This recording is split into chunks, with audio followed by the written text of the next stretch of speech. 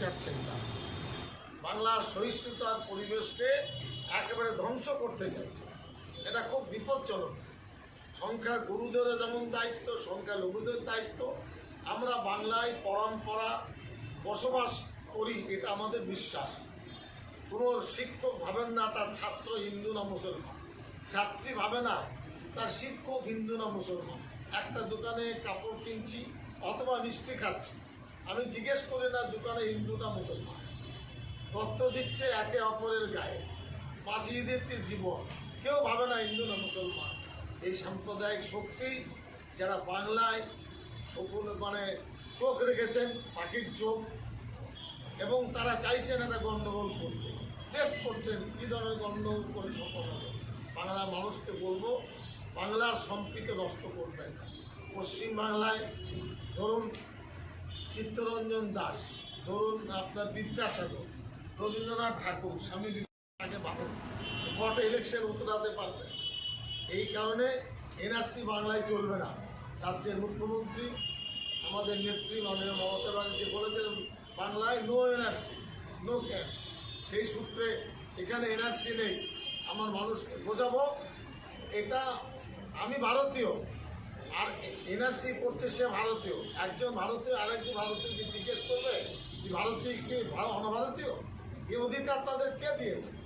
আগুন নিয়ে খেলা, বাংলার হুঙ্কার তারা দেখেননি, বাংলার বর্জন, বাংলার শক্তি ঐক্যের শক্তি তারা দেখেননি। এই কারণে চিৎকার চেঁচামেচি করছেন।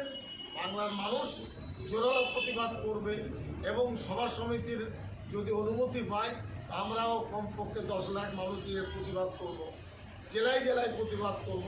আমরা লিগাল সেল তৈরি করেছি, হাইকোর্টের মাননীয় আইনজীবীরা সব আছেন যারা এখানে এসেছেন, রীতিমতো তারা সময় দিচ্ছেন।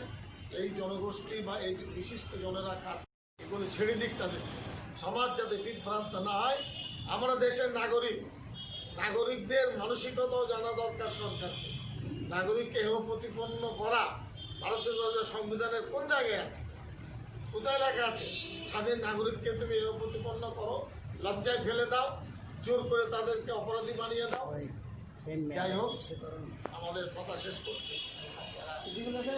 একটা কয়েকদিন আগে যখন এনআইএ নিয়ে প্রথম মুর্শিদাবাদ কাণ্ড ঘটে, তারপরেই আপনি একটা প্রেস বিবৃতি দিয়েছিলেন। সেখানে একটা কথা বলেছিলেন যে যারা ধরা পড়েছে তারা তারা হচ্ছে যে জাকির নায়েকের বই পড়ে। এই নিয়ে একটা বিতর্ক তৈরি হয়েছে সমাজে, কি বলবেন? দেখুন, আমি যেটা বলেছি সত্য কথা। আমার কথা যদি কেউ উল্টো পাল্টা ব্যাখ্যা করে দেয় তাতে আমাদের রিভিউ ধরা পড়েছে, ওদের মধ্যে এক দুজন ছেলে জাকির নায়েকের বই পড়ে। জাকির নায়েকের বই ভারতবর্ষে নিষিদ্ধ না, বাজারে পাওয়া যাচ্ছে। কালমার্ক্সের বই কেউ পড়ছে, কেউ মোদির বই পড়ছে, কেউ আর বই পড়ছে। বই পড়তেই পারে, বই পড়েছে কথা আমি বলছি। আপনি কি আমি বলি বই পড়েছে কথা বলেছি, বাকি জাকির নায়েকের বিষয়ে কোনো মন্তব্য করিনি।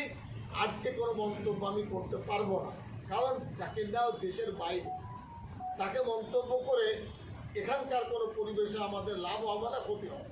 আমি কেন তুলতে